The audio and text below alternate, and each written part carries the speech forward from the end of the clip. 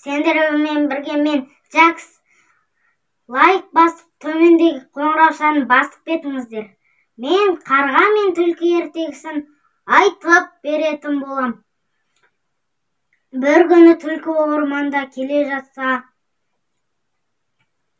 ірімшіктің аңқыған иісі шығып тұр екен.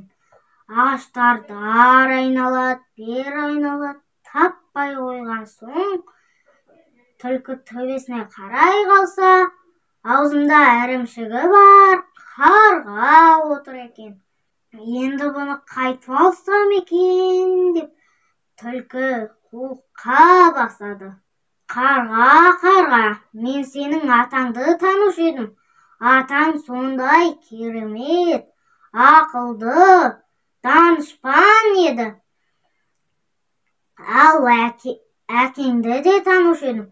Әкең атаңнан да мықты, данышпан, ақылды еді.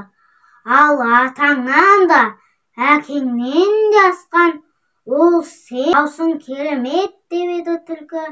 Қарға қар деп дей қалғанда аузынан ірімшігі түсіп кетіп, түлкі ірімшікті алып қаша жөнелді.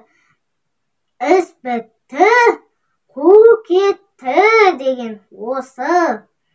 Келесіде қандай ертегі айтайын достар?